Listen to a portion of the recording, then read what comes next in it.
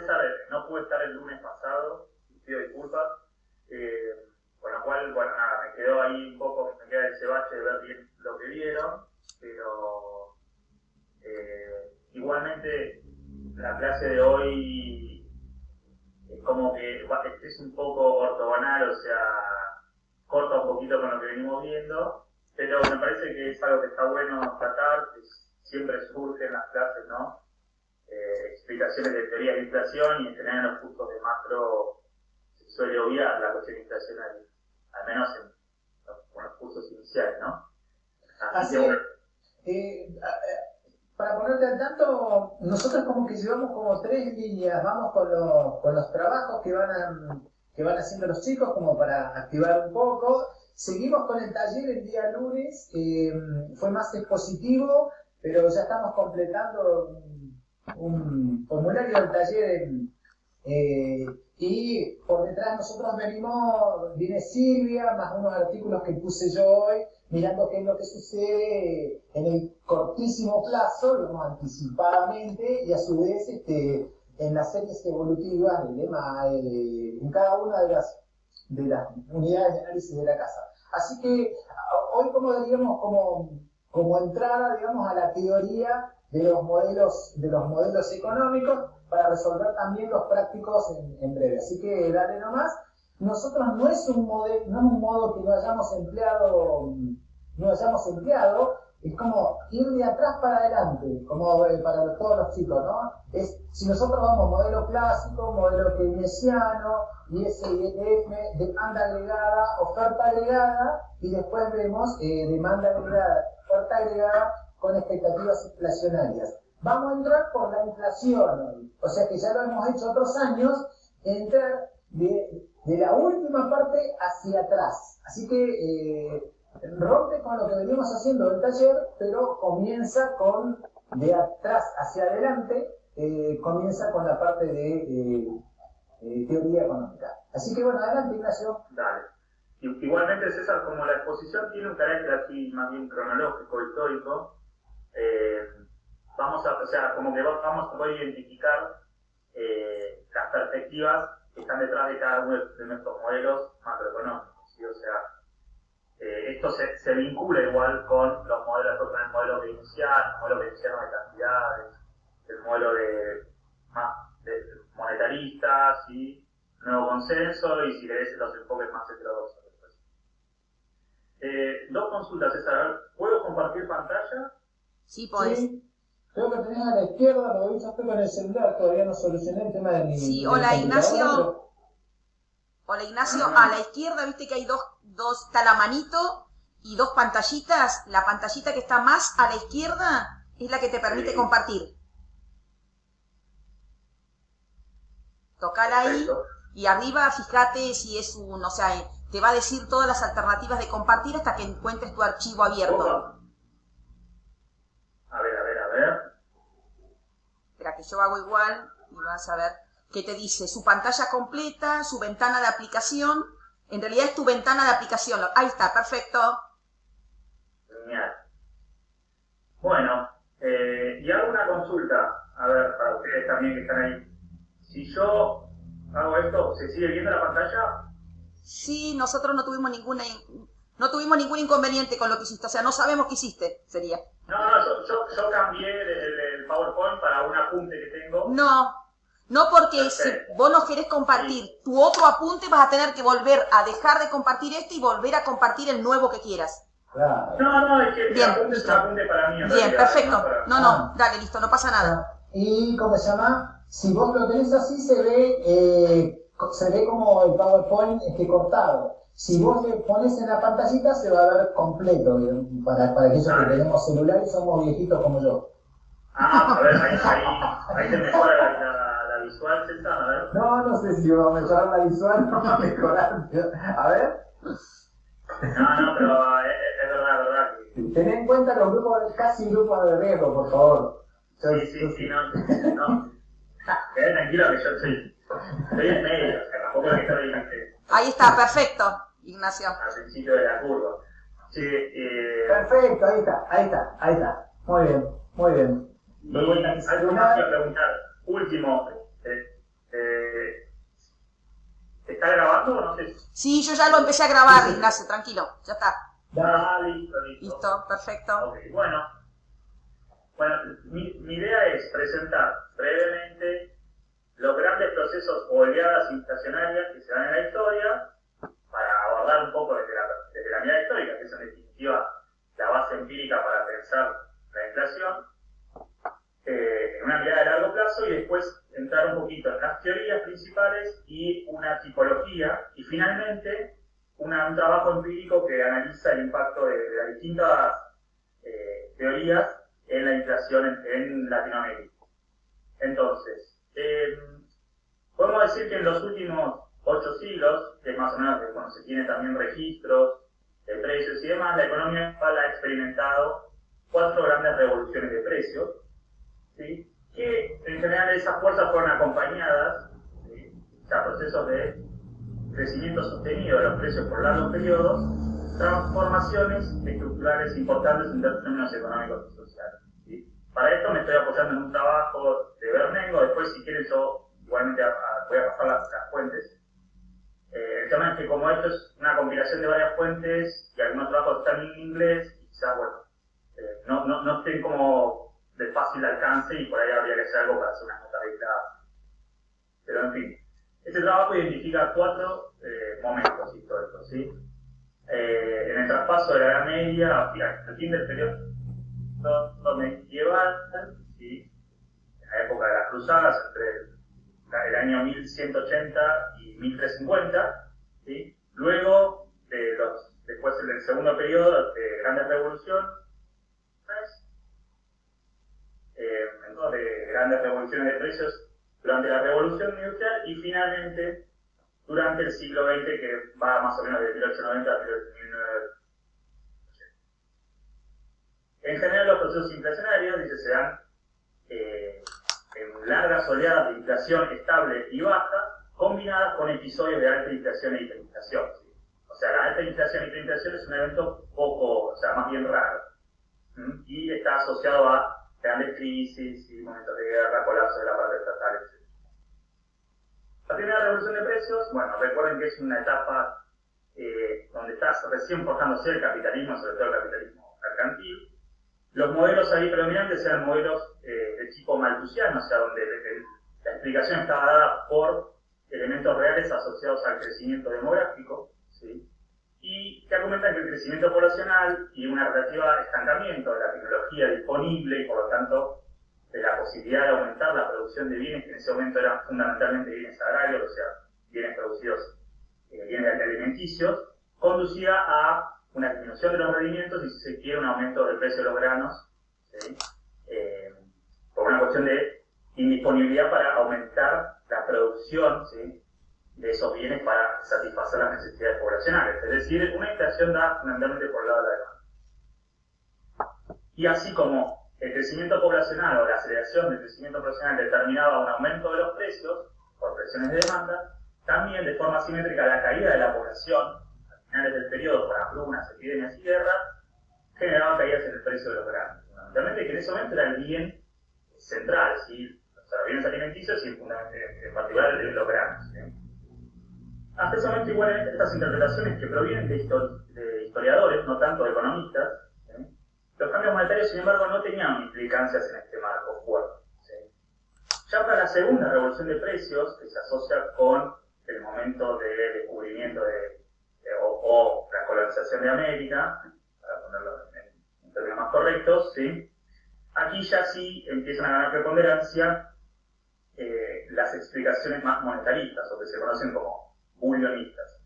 Y en ese sentido asocian la suba de los precios generalizados obtenidos producto de los boom mineros y de la plata y el cobre que se dan inicialmente en Europa Central y después con el influjo de plata y oro desde América.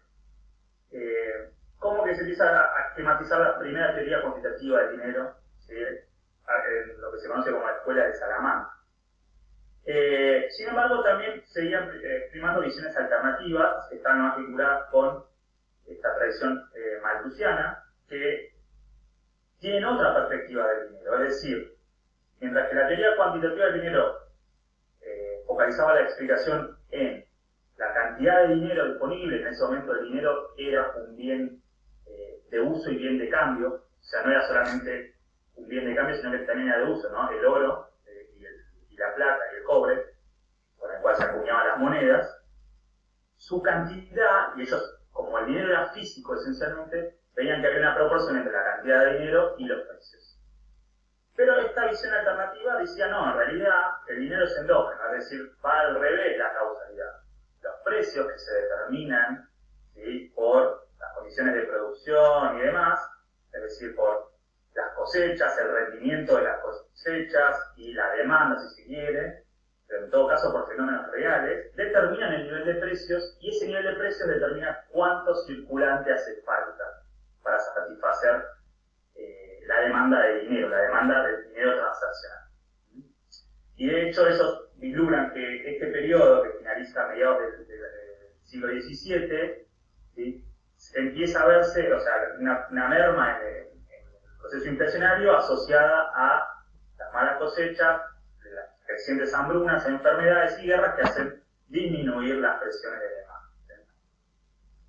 Ya entrando en la tercera revolución de precios, que se observa a partir del proceso de revolución industrial, o sea, producto de los grandes descubrimientos, ¿sí?, que transforma significativamente la producción y empiezan a consolidar las economías capitalistas, ¿sí? Acá la explicación, que se conoce como cullonista o metalista, que es la idea de la teoría cuantitativa del dinero, gana fuerza y se instala con predominancia en la época y posteriormente, ¿sí? Acá aparece la defensa de David Hume a la teoría del dinero cuantitativa, pero que es una explicación también de la teoría cuantitativa del dinero producto del comercio entre países. De hecho, Hume, con esta teoría, a lo que aboga es un poco a la idea proteccionista o mercantilista del comercio, porque él lo que veía es que los flujos de especies, ¿sí?, o sea, el comercio entre países, ¿sí?, que tenía como contraparte el ingreso o salida de divisas, que en ese momento eran monedas acuñadas, que generaba superávit o déficit, tenía un correlato con, ¿sí?, el aumento del circulante y en definitiva con el aumento de los precios, ¿sí? Por lo tanto, él decía, cuando hay, por ejemplo, ingreso de oro más del que sale, o sea, producto de ahí que hay un superávit comercial, o sea, un país está exportando más de lo que importa y le entran, por lo tanto, de forma neta, más monedas, ¿sí?, a su país y empieza a haber más circulante, ¿sí?, porque esa plata, imaginen que va a parar a los exportadores con eso pagan salarios y empieza a circular el dinero en la economía, ¿sí? Como dicen, como hay una idea de fondo asociada a la ley de Say, y acá si quieren sí lo vinculamos con la teoría más de las cantidades, bueno, como las cantidades están medianamente fijas, dice, y efectivamente eso lleva a presiones de demanda, porque la gente empieza a demandar más bienes, y como no pueden ser satisfechas, se ven reflejadas en un aumento de precios, ¿sí? Sin embargo, sigue prevaleciendo también la visión alternativa, pero ya con menos peso, ¿sí?, que de vuelta sigue vinculada con la idea más malthusiana, que dice que en realidad lo que se observa en esta etapa es un aumento del crecimiento poblacional, producto de la baja edad de los matrimonios, el aumento de los ratios de fertilidad, eso se observa, eso es un dato, ¿sí?, y que también se ve como esta etapa desaparece cuando empiezan a haber procesos de hambruna y de caída de la tasa de crecimiento poblacional. Pero sin embargo, bueno, como dijimos, el debate va a estar centrado, de hecho va a estar marcado en la época por el debate bullonista entre, sobre todo en ese momento recuerden el epicentro era Gran Bretaña, y de hecho algo que dicen también los historiadores es que en realidad los procesos inflacionarios que se dan en los principales países están asociados con el avance de los países que se van a posicionar como líderes en términos del comercio y la producción a nivel global. Y de hecho esta etapa, el país que pasa adelante a liderar la economía capitalista es Gran Bretaña, ¿no? Y aquí en este marco se dan todos estos debates, pero desde una perspectiva cuantitativa, ¿no? David Ricardo es uno de los representantes de esta perspectiva, ¿sí?, que estaba en contra del exceso de emisión de notas producto del Banco Central, ¿sí?, porque consideraba que eso tenía impactos inflacionarios. Sin embargo, hay un oponente en aquella época sí, que marca un precedente, y es Thomas Cook, que es un representante de la escuela bancaria, o sea, es una persona que tenía vinculación con el sistema bancario en el momento, ¿no? ¿Sí? Y él en realidad lo que propone, dice, es una visión completamente opuesta. ¿Sí?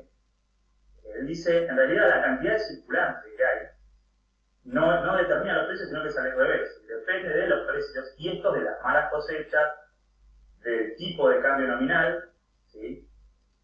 Que está asociado a los bienes importados, es decir, cuando varía el tipo de cambio, varía el precio de los bienes importados, y por lo tanto eso impacta en el costo de los bienes y en su precio. ¿Sí? Y las tasas de interés, porque cuando aumentan las tasas de interés aumenta el costo financiero y por lo tanto aumenta el precio de los bienes. O sea, es una mirada opuesta y que va por el lado de una perspectiva de costo. ¿Sí? Y de hecho, esta perspectiva muestra que hay una reversión de la tendencia inflacionaria a largo plazo en este momento asociada a las guerras post-napoleónicas que explican las fuerzas deflacionarias. ¿Sí? O sea, la guerra post-napoleónica lo que generan es un proceso de deterioro de las condiciones de vida y materiales de la población que hacen que caiga la demanda de bienes. Finalmente, la última revolución de precios, que se da durante el siglo pasado, ya con un esquema de economía industrial capitalista consolidada, acá nuevamente sigue presente la idea unionista, ¿sí? O metalista, que hace foco en la idea de la aparición de una sobreoferta de moneda, pero asociada a la extracción de los minerales con los cuales se acuñaban las monedas, ¿sí? Con el descubrimiento de minas en Sudáfrica. ¿Sí? Pero, sin embargo, aparece como visión alternativa, por primera vez se empieza a discutir la idea del conflicto distributivo detrás de los procesos inflacionarios, y que era algo que no estaba presente en ese momento. Pero recuerden que en esta etapa también ya se consolidan los movimientos obreros y la sindicalización de los trabajadores pasa a ser un hecho, y bueno, esto también empieza a ser visto por los historiadores, ¿sí? Por producto de las revueltas agrarias, movimientos populares, ¿sí? Entonces se empieza a vincular los procesos inflacionarios de esta etapa con causas estructurales. Básicamente, que es el aumento de los estándares de la calidad de vida de la mayoría de la población, ¿sí? Revoluciones en la salud que generan aumentos de en ese momento la tasa de crecimiento poblacional en esta etapa crece exponencialmente. Cambios institucionales, ¿sí? Se acuña una frase que dice pisos sin techos, o sea, se establece un piso salarial, ¿sí? Esas son conquistas de esta época. Y además, bueno, hay por otro lado el surgimiento de corporaciones y una economía más regulada que genera un sesgo alcista en los precios. ¿Sí? John Robinson va a decir que el nivel general de precios se ha vuelto en este momento un problema político, o sea, pasa a ser un problema de la política. En la década del 60, después de la Segunda Guerra Mundial, que recuerdan, se instala el estado de bienestar en la mayoría de las economías desarrolladas occidentales, sobre todo como forma también de combatir el avance del comunismo. Emerge por un lado la visión monetarista convencional, que explica o asocia los procesos inflacionarios a las malas políticas, ¿sí? Fiscales y monetarias expansionistas, sobre todo en Estados Unidos, fundamentalmente asociadas al gasto de la guerra de Vietnam y lo que se llama el experimento de la gran sociedad de Kennedy-Johnson, o sea que pasaba por esto, ¿no? Por generar un estado de bienestar que garantizaba un piso salarial alto y además condiciones, una red de contención para los trabajadores. Esta política, decía que era la visión monetarista, ¿no? Se propagaban hacia el resto del mundo porque Estados Unidos estaba en su proceso de internacionalización, entonces los demás países necesitaban las divisas que generaba Estados Unidos para poder comprar los bienes que generaba Estados Unidos. Entonces, entre esta explicación, básicamente lo que dice es que la política fiscal expansiva y la política monetaria expansiva generaban, ¿sí? Un déficit de balanza de pagos, ¿sí? Es decir, que salgan más dólares de los que entran, pero que eran financiados por los dólares que emitía Estados Unidos, ¿sí? Y por eso se transmiten al mundo, ¿sí? A través del sistema de paridades fijas, porque como los tipos de cambio estaban fijos, no había posibilidad de que los países se ajusten por tipo de cambio. Entonces, cuando a estos países les generaban su superávit, implicaba un ingreso neto de monedas, y acá volvemos si quieren a la explicación primogénita de Hume, ¿sí? Ingresaba más circulante a estas economías superaritarias y por lo tanto alimentaba un proceso inflacionario. La visión alternativa, sin embargo, menciona que esta etapa, que se conoce como la etapa dorada del capitalismo, en realidad lo que generó fue un compromiso de parte de las economías occidentales con la búsqueda de pleno empleo y una red de contención para los desempleados, controles de capitales. Recuerden que había un sistema de paridades fijas en la mayoría de los países, y los tipos de cambio estaban medianamente fijos, bajas tasas de interés para justamente fomentar el capital productivo, y partidos vinculados con movimientos obreros. Todo eso generó un aumento fuerte en el poder de negociación de la clase trabajadora, que se tradujo en un aumento, ¿sí?, de los salarios nominales. O sea, ellos generaban una ganancia sobre el excedente de producción, ¿sí? Y con tipo de cambio fijo y tasas de interés dadas, generaba fuertes presiones, ¿sí?, de costos. O sea, porque imagínense que esta misión entra por el lado de los costos siempre, ¿no? La visión alternativa. Si los precios de un bien están constituidos esencialmente por la tasa de ganancia, la participación de los costos salariales, insumos, dentro de los cuales están los insumos importados, o sea, el tipo de cambio, y costos financieros. Si los tipos de cambio estaban fijos y las tasas de interés eran bajas, o sea, casi no tienen incidencia, bueno, el aumento de la participación del salario implicaba necesariamente una pérdida, una desaparición de las tasas de ganancia. Entonces, el capitalista, para evitar eso, lo que generaba es un traslado, ¿sí?, a los precios de este aumento de los salarios. Entonces se genera el famoso espiral salario-precio, ¿no? O sea, presiones de costos que generan aumento de precios. Sin embargo, hasta los años 60 se observa que el crecimiento de los salarios iba más o menos de la mano con el aumento de la productividad. O sea que en realidad no hay tanta presión sobre la tasa de ganancia, porque ¿qué sucede? Cuando aumentaba el salario también aumentaba la productividad, entonces la tasa de ganancia no se veía afectada. Este es el caso donde en realidad es el famoso caso que se conoce como win-win, o sea, donde todos ganan, gana el capitalista y gana el trabajador, porque el trabajador aumenta su salario real, pero también aumenta la ganancia del capitalista. Pero que era un hecho raro, pero estaba vinculado justamente con este círculo virtuoso de expansión de la demanda agregada y expansión de la producción. Y en realidad lo que se dice desde esta perspectiva es que la inflación de los años 60 y 70 se asocia más con aumentos impositivos que los empresarios trasladaban a precios y el comienzo de las depreciaciones competitivas, es decir, al tener desequilibrios comerciales entre países deficitarios, ¿sí?, y países superavitarios, empieza a haber competencias para ganar competitividad vía precio, o sea, competencia de guerra de devaluación de monedas. Y esas devaluaciones, el movimiento, corrimiento del tipo de cambio, es lo que se trasladaba al aumento de precios. Y luego, en los años 70, finalmente 71 y 73, los shocks de oferta producto de la disparada del precio del petróleo internacional, ¿sí? Y de hecho, esta postura lo que dice es que el fin de este proceso de alta inflación que se da hasta los 80 no sería producto de la consolidación fiscal de los países, porque los países seguirían con déficits ajustados y demás, sino la caída del precio de los commodities y el debilitamiento fundamentalmente de la clase trabajadora con la desregulación del mercado de trabajo, primero en los países desarrollados y después en el resto de los países en desarrollo. Ahora, no podemos obviar procesos hiperinflacionarios que, como dijimos, son más contados con el dedo de la mano en la historia global. Y en este caso tomamos el ejemplo más que suele citarse más, que es el caso famoso de Alemania después de la Primera Guerra Mundial, en los años entre 1918, 1920 y 1925. Acá entran en disputa estas dos miradas que ya venimos presentando. Si la visión inglesa o aliada, que será la visión monetista, ¿qué decía básicamente? Que la deuda interna de guerra, el pago de pensiones a veteranos, viudas y huérfanos, la reconstrucción de regiones devastadas, más la incapacidad para aumentar ingresos fiscales del Estado, implicó necesariamente un aumento del gasto fiscal que debía financiarse con el Banco de Alemania, el Reichsbank. Entonces, indefectiblemente, este aumento de la emisión, ¿sí?, del Banco Central generaba un aumento o sea, producto de una necesidad de financiar un gasto público, generaba un aumento de precios. Entonces, la cadena causal en este modelo es básicamente que el aumento de precios, el aumento de la cantidad de dinero, que circulante, que se da de manera exógena, o sea, que la decide el banco, implicaba un aumento de precios y por lo tanto una devaluación del tipo de cambio porque el aumento de precios generaba que haya una disminución del tipo de cambio real, por lo que se conoce como ley de paridad del tipo de cambio, ¿no? O sea, o ley de igualación de los precios, efectivamente el tipo de cambio tenía que subir. Solución para esta visión era cortar el déficit fiscal.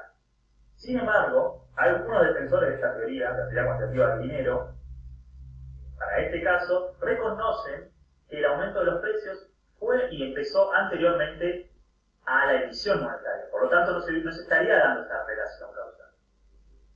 En cambio, la otra visión, que es la que se conoce como visión alemana, y que está dada por los propios alemanes que estaban en la época y que vivían el proceso día a día, por lo tanto tenían la experiencia, en realidad lo que observan es que después de la Primera Guerra Mundial se impone primero un control cambiario muy fuerte al ingreso y salida de divisas de todo tipo del país, porque el país estaba devastado, ¿sí?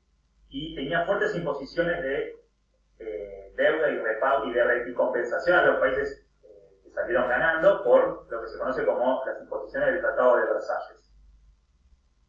Entonces, a pesar de los contracambios, esto no evitó que Alemania tuviera un fuerte déficit de balanza comercial, sobre todo también por un desplome de las caídas de sus exportaciones.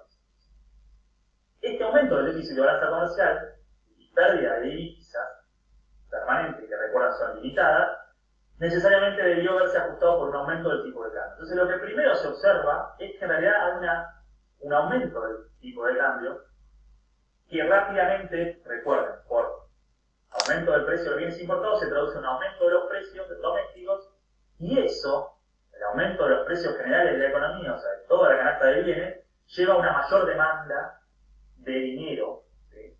Que es generada endógenamente. Y de hecho, dice esta perspectiva, la solución se da cuando hay una renegociación de las reparaciones, y se obtiene un préstamo internacional que le genera un ingreso de divisas que les permite estabilizar el tipo de cambio. Entonces, cuando se logra estabilizar la volatilidad del tipo de cambio y se frena el alza permanente, se frena el aumento de precios y se frena, si se quiere, la emisión monetaria. A esto hay algo que agrega Joan Robinson que es muy interesante, dice, que tiene que ver con esta relación causal, que hay algo que nos muestra, que en realidad, cuando incorporamos los salarios a la ecuación de precios, en realidad lo que vemos es que el tipo de cambio que generaba un aumento del precio de los bienes importados generaba automáticamente un aumento de los precios. Y esto deterioraba instantáneamente el salario real. W chiquito es el salario real, que es los salarios nominales sobre los precios. Entonces automáticamente los trabajadores veían mermados su salario real o su poder adquisitivo.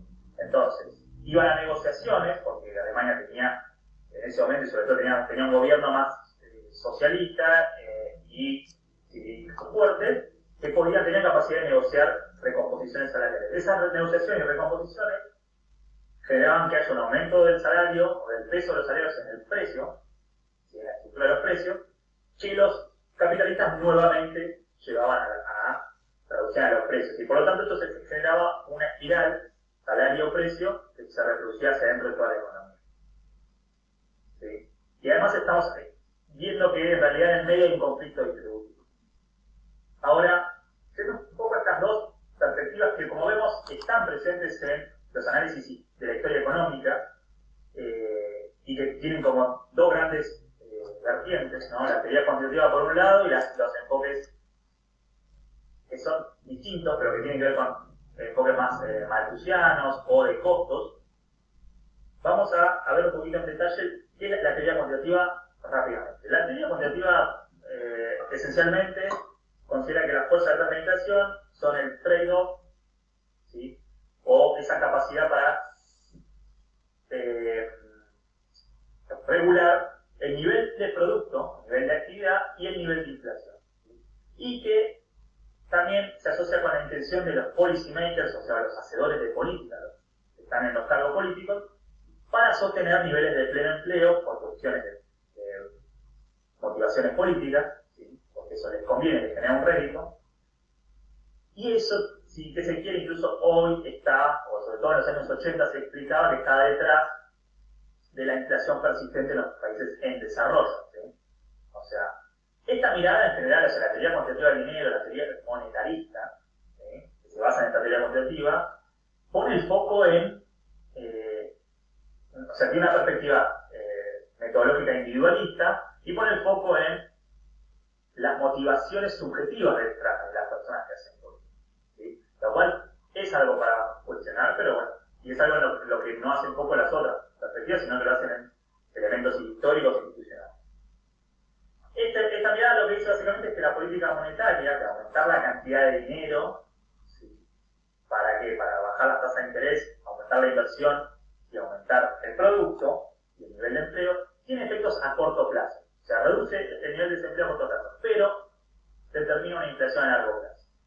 La primera teoría que se encuentra, o sea, o que marca esta vertiente en términos modernos, se asocia con la teoría de fondos prestables que se basa en los trabajos de Wiesel del principio del siglo pasado. Wiesel básicamente lo que dice es lo siguiente. Acá lo vamos a ver en este modelito resumido, que tenemos dos cuadrantes, ¿sí?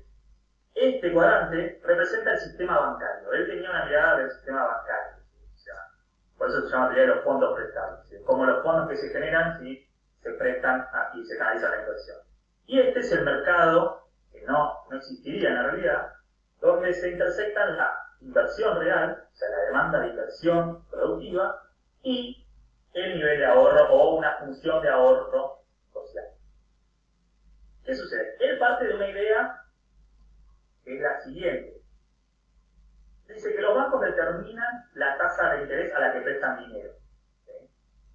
Que no tiene por qué ser igual a la tasa natural, que es aquella que determina la productividad marginal del capital. O sea, primera distinción, los bancos fijan una tasa, y esto es un elemento clave, y prestan una cantidad de dinero. Si ven la curva M, que es la oferta de dinero, está horizontal. ¿Qué quiere decir? Que en realidad no hay una restricción de oferta de dinero. El dinero en esta perspectiva es endógeno. ¿Qué quiere decir? Que no hay una limitación de cantidad de dinero, porque el dinero, dice él, es esencialmente crediticio, ¿sí? Incluso, él dice que el dinero, ahora voy a explicar un poquito mejor esta idea, pero en parte, ¿no? Pero vamos por partes. Los bancos lo que fijan es la tasa de interés a la que prestan dinero. Pero esta tasa de interés, R, puede o no ser igual a una tasa que él considera que es natural, que es la tasa que equilibra la oferta de ahorro y la demanda de inversión. Que es esta R asterisco, que si quieren la pueden asociar a la tasa que proviene de, en este punto, me determina una cantidad de inversión que justo es coincidente con el ahorro disponible o a lo que está dispuesto a prestar la sociedad en realidad. La tasa a la cual está dispuesta a prestar la sociedad. ¿Qué sucede? La tasa natural de interés, dice, es un centro gravitacional. No lo podemos ver, pero en torno al cual fluctúa la tasa de interés de mercado, digo, de bancario. Y esta se mueve generalmente por aumentos, dice, por shocks, que pueden ser shocks, o sea, la tasa natural, ¿no? La tasa natural en realidad lo que dice depende de factores de oferta, que pueden ser como un aumento de la productividad generalizada, que es este caso, por ejemplo, ¿no? Acá, la curva con pendiente negativa, que es la demanda de inversión, tuvo un desplazamiento porque aumentó la productividad de la economía. Entonces, a esta tasa, que era la tasa original, ya la demanda de inversión es mayor, ¿sí? Hay mayor demanda de proyectos de inversión. Él dice que en un sistema crediticio imaginario, ¿sí? Donde no hubiera dinero físico, simplemente hubiera asientos contables, Wiesel entiende que se daría crédito a demanda de forma indefinida. Naturalmente eso no es lo que sucede porque hay dinero físico y hay reglamentaciones en los bancos en la actualidad, ¿no? Que les piden una cantidad de reservas, una tasa de encaje y demás a los bancos. Pero si lo pensamos, digo, de hecho la economía, o sea, las innovaciones tecnológicas en el sector financiero están entendiendo eso, que la gente cada vez use menos dinero físico y más dinero crediticio, hacen ver que, o sea, que esto fue muy innovador. Piensen que esto el tipo lo vio hace más de 100 años. Y lo interesante es que él dice, mire, si el dinero fuera estrictamente crediticio, no habría restricciones de oferta de crédito, ¿sí? Y el crédito no se podría, la cantidad de dinero no la podría determinar el Banco Central, o sea, de manera exógena. Se determinaría endógenamente por la demanda de dinero, porque el sistema crediticio, ¿cómo explica la creación de dinero? Secundaria, no la creación de billetes, la creación que hacen los bancos comerciales. Bueno, cuando viene alguien a demandar un préstamo, el banco le dice, ok, acepto prestarte plata. No tiene la plata disponible. Lo que hace es, desde el momento que la persona o la persona jurídica le pide un préstamo al banco, genera un asiento contable y le dice, préstamo por tanto, 100 pesos, y automáticamente genera un depósito imaginario por 100 pesos. ¿Sí? No hay, o sea, el banco no tiene esa cantidad de dinero, y quizás tiene mucho menos. El punto es que, si entendemos que la cantidad de dinero, la masa monetaria, no solo los billetes y monedas, sino la creación secundaria que generan los bancos comerciales, está determinada de esa manera, estamos entendiendo que la cantidad de dinero depende de la demanda, ¿sí? Y por lo tanto no es una variable exógena, sino que es endógena, se determina dentro del modelo. En ese sentido, dice, en el ejemplo, asumamos que por algún motivo, ¿sí? Dice, hubo un aumento de productividad, ¿no? Y se corrió la función de inversión. Entonces, el nuevo punto de equilibrio es acá, ¿sí? A una tasa de interés natural más alta. Pero ¿qué sucede? Los bancos siguen prestando a esta tasa porque no incorporaron este elemento. Entonces, ¿qué va a pasar si la tasa de interés bancaria es menor que a la tasa de interés real natural? Bueno, va a haber un exceso de demanda de inversión por encima de la capacidad, o sea, del ahorro disponible, del S, y de la sociedad. Eso va a llevar a qué? A que rápidamente, ¿sí?, la demanda de inversión, que es parte de la demanda agregada, ¿sí?, empuje, ¿sí?, o corra la demanda y la producción hasta un nivel de pleno empleo, donde la producción, como no va a poder correrse más, porque está dada por factores productivos. O sea, acá entra la mirada de ley de Say que tiene Bitzel, ¿sí? La oferta está dada, ¿sí? No se corre, aunque aumenta la demanda de inversión. Como está dada, indefectiblemente eso va a llevar a que, recuerden acá, curva de oferta y demanda, a un aumento de precios, ¿sí?, a un proceso inflacionario, ¿sí? En un sistema que no es completamente crediticio, ¿esto cómo se frenaría? Porque si no, esto podría suceder indefinidamente en un sistema que sea de giro puro, crediticio puro, y tendríamos inflación permanente. Se frena con qué? Con una suba de las tasas de interés, por falta de reservas, hasta que no hay un sistema, bueno, 100% crediticio, ¿no? O sea, habría una suba de tasa de interés hasta que se frena el proceso inflacionario. Esta es la lógica monetarista.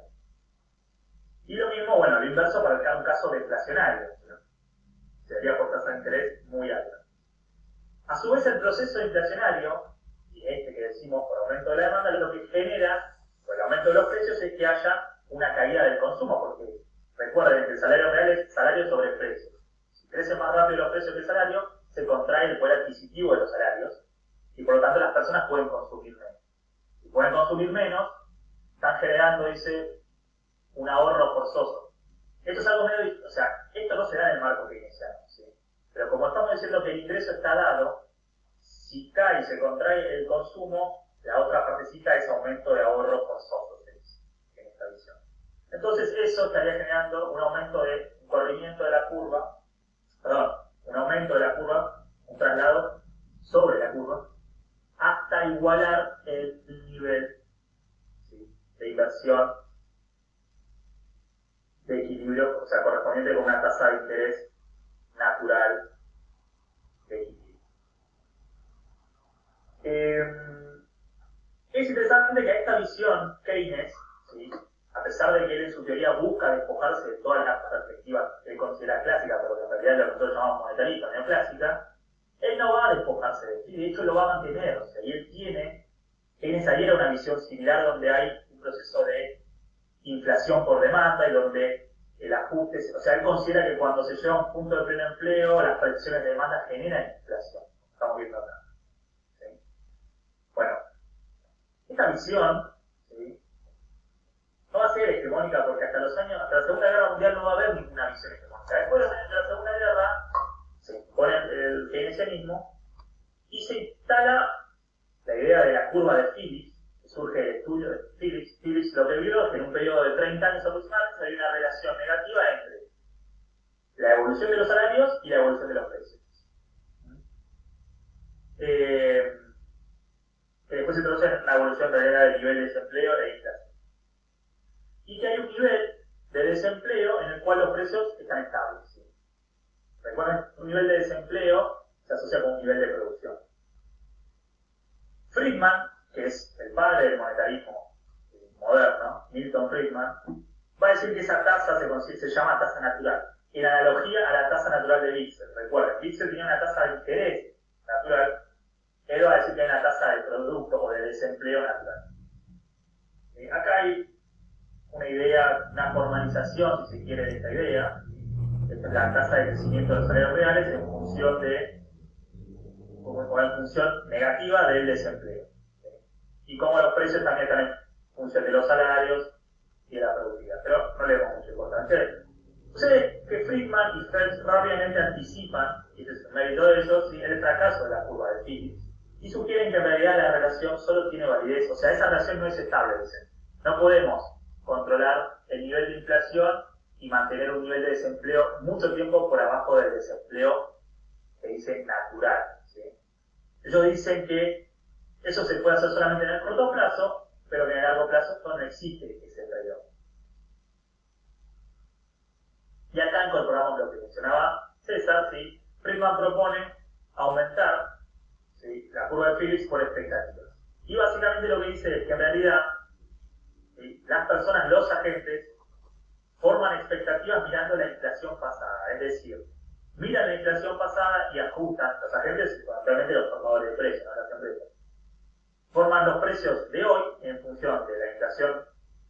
Piensen que no puedo.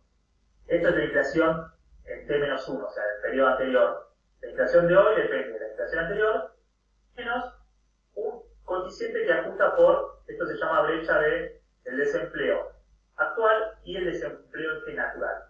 ¿Qué quiere decir? Si el desempleo está por arriba del desempleo natural, o sea, hay más desempleo que el natural, esto va a ser positivo y por lo tanto todo esto va a ser negativo. Entonces, a la inflación pasada se le va a restar algo y la inflación va a ser más chiquita hoy. ¿Por qué? Porque hay mucho desempleo. Ahora, si el desempleo es menor al desempleo natural, ¿qué va a pasar? Esto va a ser todo negativo y por lo tanto menos por menos va a ser positivo. Entonces, a la inflación pasada se va a sumar este componente que se llama de brecha de producto o brecha de desempleo a la inflación actual. Entonces la inflación va a aumentar. ¿Sí?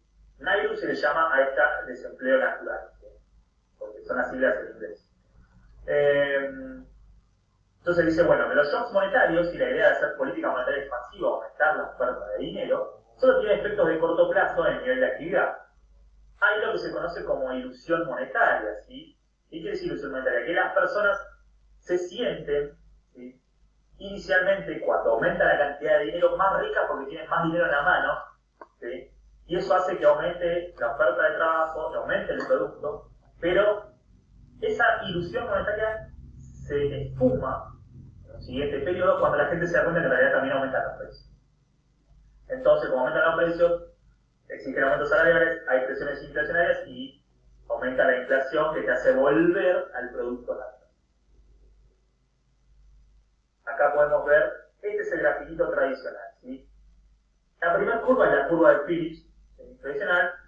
En este punto de corte, acá tenemos el desempleo en el eje de abscisas y en el de ordenadas tenemos la inflación, ¿sí? Una relación negativa, ¿no? A más desempleo, menos inflación, a menos desempleo, más inflación. Hay un punto donde la inflación sería cero o de equilibrio o estable, que es con esta tasa de natural de desempleo, dice. Si por algún motivo el gobierno decidiera hacer una política monetaria expansiva, digo, financiar al Estado, ¿sí?, o aumentar la cantidad de dinero para bajar la tasa de interés y así aumentar el producto y el nivel de empleo, podría hacerlo inicialmente y uno se movería por acá hasta el punto 2, donde la tasa de desempleo es menor, pero con un poquito de inflación. Recuerden, la curva de Phillips nos decía que esto lo podíamos sostener en largo plazo. Estas personas que nos dicen, esto no es sostenible, ¿sí? ¿Por qué? Porque va a haber un ajuste rápido, ¿sí?, y la única forma de sostener esto, ¿no? O sea, va a haber un corrimiento en la curva de Phillips por justamente aumento de las expectativas inflacionarias, que va a hacer que esta curva se desplace a la derecha hasta que el desempleo se equipare con el desempleo natural. O sea, hasta que el desempleo, recuerdan, hasta que este desempleo no sea igual a esto, la inflación pasada no va a ser a la actual. Mientras esto sea más chiquito que esto, va a haber una inflación creciente, ¿sí? Que va a ir comiendo también los saldos reales de dinero, o sea, la masa monetaria, y eso va a hacer que en realidad que la política monetaria pierda efectividad, que vaya como contrayendo. Si se va contrayendo la política monetaria, recuerden el modelo ISLM, si corrimos la LM para abajo, bueno, si le metemos precio a la oferta de dinero, la LM se me va a ir yendo para atrás y el producto también se me va a ir contrayendo hasta acá. Dice, la única forma de sostener este nivel 2 de desempleo y de producto es que el gobierno emita cada vez más, ¿sí?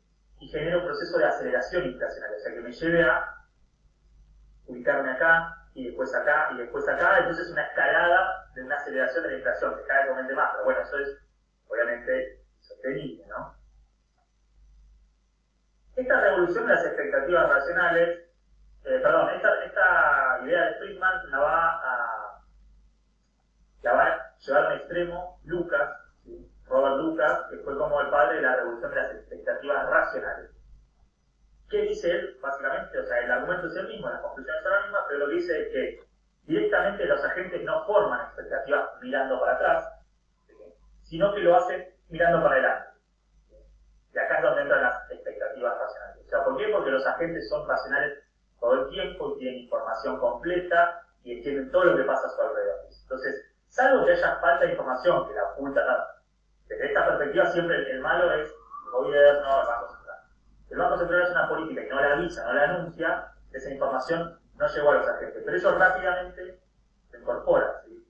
O quizás saben que el Banco Central va a hacer un aumento de la cantidad de dinero, una política monetaria expansiva, pero porque existen lo que se dice rigideces de precios, contratos y demás, por ejemplo, contratos de alquileres y contratos salariales, no pueden aumentarlos, no pueden trasladar rápidamente, ¿sí?, la inflación esperada a los precios actuales. Entonces tienen que esperar un periodo. Pero ese trade-off es muy de corto plazo, dicen, ¿sí? Y rápidamente se ajusta. O sea, directamente en este caso, en este tema, no existe este traslado de curva, ¿sí? O sea, la curva es básicamente una recta. Acá tenemos esta perspectiva y acá lo único que cambia es que se reemplaza la inflación pasada por la inflación esperada en T más 1. Entonces, la inflación de hoy está en función de la inflación esperada, ¿sí? Este argumento, las expectativas racionales, que tuvo mucha fuerza sobre todo en los años 80, hace hincapié en que el Banco Central se vuelva una institución respetuosa. O sea, la solución a la inflación pasaba por que el Banco Central se vuelva creíble, una institución creíble, y la mejor manera de hacerla creíble en países poco creíbles o países en desarrollo era, ¿por qué había que generar credibilidad? Porque si no, siempre el banco estaba tentado a engañar a las personas para generar políticas de corto plazo que aumenten el producto y aumenten el empleo. Entonces, para evitar eso, había que generar fuertes compromisos, como los que se instalan en esta época en Latinoamérica en general, ¿sí? Atar la moneda a una moneda fuerte, ¿sí? Limitar al Banco Central con una carta orgánica más dura, donde solamente se limita a políticas monetarias, ¿sí?, en base a metas, convertibilidad directamente en cajas de conversión, que no se dan solamente acá, pero nosotros somos uno de los ejemplos más importantes por ser un país generalmente grande que impone la convertibilidad, pero hay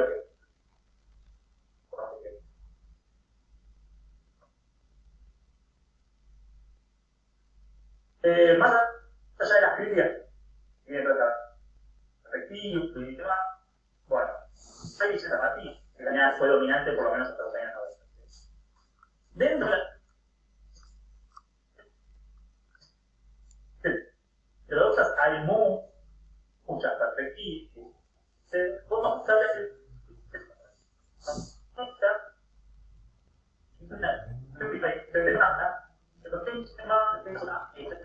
posición de fuerza de los trabajadores y los hackers. O sea, parte de esta noción de que los trabajadores, cuando hay un crecimiento rápido, ¿no?, de la economía, que se traduce en aumento de capital y demás, ese crecimiento acelerado genera un exceso de demanda de trabajadores, genera un acercamiento al pleno empleo y eso aumenta el poder de los trabajadores. ¿Sí? Y por lo tanto pueden apropiarse de una parte mayor del excedente que se genera a nivel social. Luego está la perspectiva post-keynesiana, que es una de las a lo que dijo Keynes, pero no en esto, ¿sí? Justamente si no en la cuestión de capital. Esta perspectiva tiene una definición como una inconsistencia entre el markup, o sea, la tasa de ganancia que impone el capital, y los salarios, ¿sí?, deseados por los trabajadores, o sea, el target salarial, que quiere la participación salarial a nivel de toda la economía. Acá el dinero es endógeno, o sea, el dinero no es un problema, porque recuerden acá la idea del dinero endógeno es como la de Wiesel, ¿sí? El dinero en realidad se crea en el sistema bancario y se crea en función de la demanda del dinero que viene determinada por el nivel de la actividad y los precios. Pero esta perspectiva, como se da principalmente en los países centrales, no tiene muy en cuenta los problemas de economías abiertas. A eso se va a abocar la perspectiva estructuralista y fundamentalmente no lo puse la americana, donde también hay muchas vertientes, o sea, esto es una síntesis, hay muchas perspectivas. Este enfoque hace eje, como enfoque inicial, en una cuestión de presión de costos, ¿sí?, pero presta más atención a las restricciones de la balanza de pago. ¿Por qué? Porque es los problemas recurrentes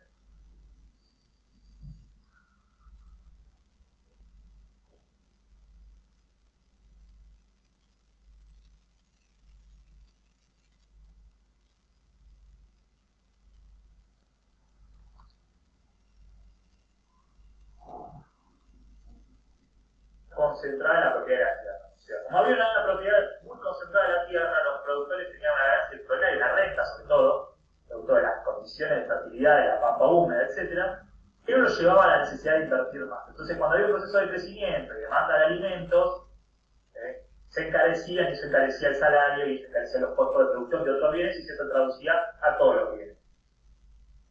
También la dependencia estructural de la importación de bienes de capital, por tener estructuras productivas desequilibradas o que no completas, cuando empezábamos a crecer vamos a necesitar cada vez demandar más bienes importados, ¿sí? Y como no teníamos reservas infinitas, implicaba que los países en desarrollo tuvieran recurrentemente problemas de balanza de pago, quiere decir estrangulamiento, o sea que empieza a faltar divisas y eso, ante el déficit comercial, se debe ajustar por algún lado, generalmente el tipo de cambio. Entonces la depreciación del tipo de cambio pasa a ser algo endémico ya, es parte del modelo de nuestras economías y por lo tanto un problema esencial de la inflación.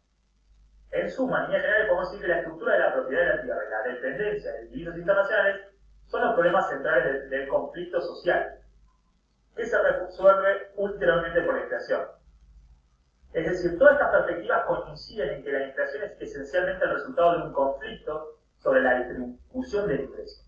El conflicto no tiene que ser esencialmente capital-trabajo, o sea, capitalismo-trabajo, puede ser entre rentistas y campesinos, entre trabajadores, etc., ¿sí?, productores de transables versus productores de bienes no transables, ¿sí?, pero que se materializa en la inflación. O sea, es la disputa por un pedazo de la torta. Hay un modelo canónico, no me voy a tener mucho, pero que busca integrar todas estas ideas, ¿sí?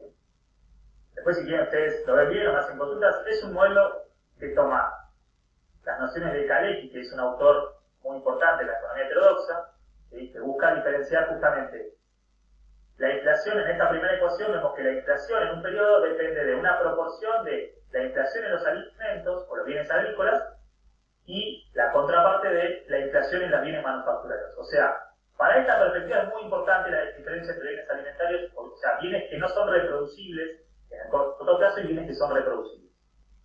A su vez, los bienes manufactureros y la inflación de los bienes manufactureros depende de ¿qué? De los salarios, del tipo de cambio y de la capacidad de incidir en el markup. Este tau asterisco es el markup de los sectores que están generalmente concentrados, o sea, monopólicos. O sea, como tenemos muchos sectores monopólicos, ¿quién tiene la capacidad de mover ese markup. Y a su vez, finalmente hay acá una ecuación que dice que la inflación en T tiene un componente inercial, depende de T en T menos 1. ¿Sí? Acá, si se quiere, se parece a la idea de la inflación con expectativas adaptativas. Más, dice, un benchmark, o sea, un nivel de salario o de participación salarial de los trabajadores deseados, que es este WA T. Si nosotros metemos esto acá adentro y todo esto acá adentro y resolvemos, nos queda que básicamente la inflación depende de tres componentes, tres sumados. Un componente inercial, un componente que tiene que ver con el precio de los alimentos, o sea, la inflación de los precios de los alimentos, o lo que es commodities, y del tipo de cambio, cambiaria, y un componente asociado a la puja distributiva entre lo que desean los trabajadores y lo que desea el markup que desean los trabajadores. Para cerrar, la idea hasta acá de lo que es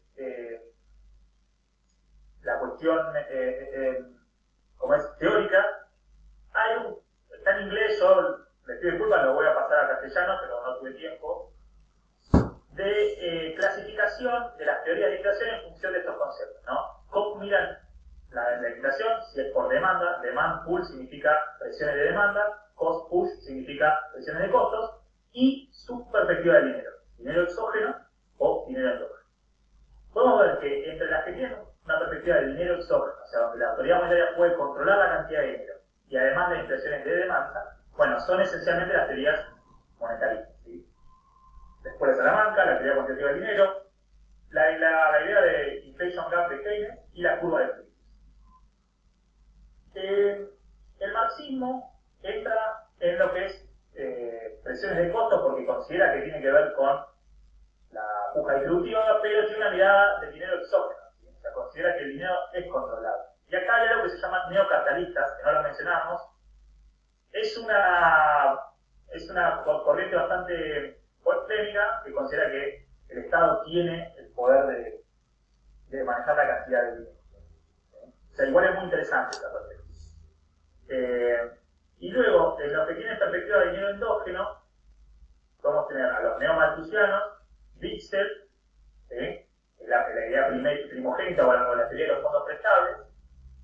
Real Business Cycle es teoría neoclásica y New Neoclassical Synthesis es la síntesis neoclásica nueva, donde se encuentra hoy, o sea, es lo nuevo en la teoría neoclásica, pero que comparte mucho de la teoría cuantitativa.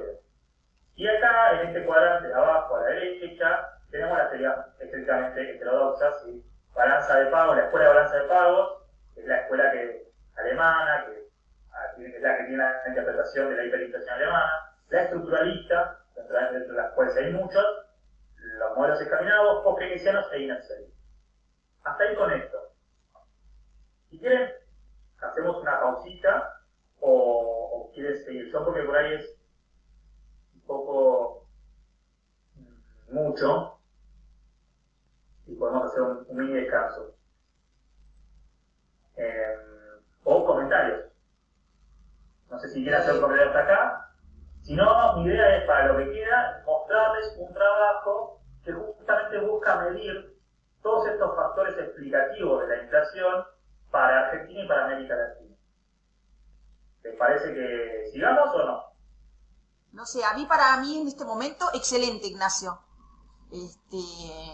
Me abriste la cabeza en un montón de cosas que no sabía, así que buenísimo. No sé, a mí me parece que podemos seguir, ¿no es cierto? Bueno. No sé, salvo que vos estés cansado y quieras tomarte unos mates o algo, prepararte unos matecitos. Me tomo un mate. Dale, tomate un mate, pero excelente. Bueno, me alegro porque ya te la preparé con amor. Dale, no, excelente. A mí hasta, estoy anotando, mira, todo.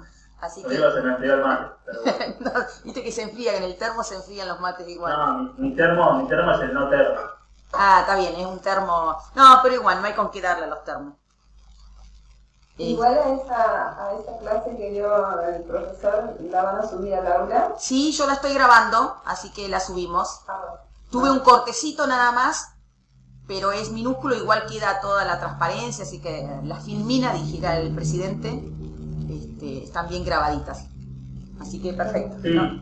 yo después me comprometo a cambiar los cuadros, esos que quedaron en inglés, ponerlos en castellano y poner las fuentes, ¿sí? Y después eventualmente vemos cómo hacemos para que, si ustedes quieren ver las fuentes.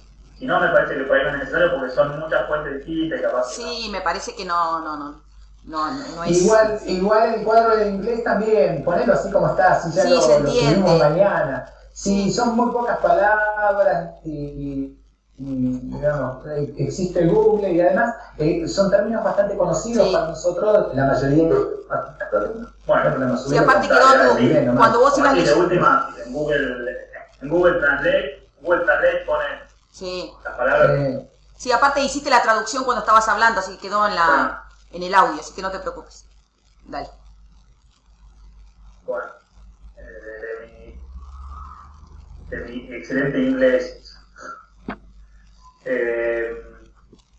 No, mi inglés es malísimo, por eso lo digo, pero bueno. Lamentablemente mucha literatura viene en inglés. No se notó, así que tranquilo. ¿Sí? No se notó, tranqui. ¿Cómo? Que no se notó eso que estás diciendo Bueno, del inglés, así que tranquilo. A ver. Ok. Este trabajo lo hicieron 3 investigadores de acá. Está en un libro de CEPAL. Ese sí lo podemos compartir, está bueno, me parece. Y lo que hicieron básicamente es esto, ¿no? Tratar de medir estas distintas teorías de la inflación para ver, bueno, a ver cuánto explican la inflación en Argentina y en 11 países de América Latina. En realidad lo hacen para los 11 países y después para cada uno de los niveles que se agregan. La metodología, no sé si tiene sentido meterme, pero básicamente lo que hacen, lo que es interesante es que agarran un panel de datos, ¿sí? O sea, por eso es muy potente este test, hacen econometría básicamente, agarran la inflación desde 1990 hasta 2013 para los 11 países, entonces al tener 23 observaciones para 11 países tenés un montón de datos y encima históricos te da una potencia importante, ¿sí? Bueno, hacen esto que se llama regresiones para datos de panel y acá podemos ver esto, ¿sí? Básicamente son 2 modelos. Arellano y Bonds es la metodología de estos modelos. Y para tener una idea, lo que se pone como variable dependiente o a explicar es la inflación, ¿sí?, de cada uno de estos países. Pero que el modelo lo toma como un dato, como una variable, es inflación, no importa de qué países, es inflación. Y piénsenlo como una ecuación, ¿no? Esa inflación la ponen en función de los parámetros importantes para con estas teorías. Entonces ponen un componente que es este L1, que se llama inflación inercial, o sea, es la inflación misma, pero rezagada a un periodo, el periodo anterior. ¿Sí? Esto, dicen, va a representar la inflación inercial. Luego hay otra variable que se llama esta log fx sobre fxt-1, es básicamente la variación del tipo de cambio, o sea, la inflación cambiaria.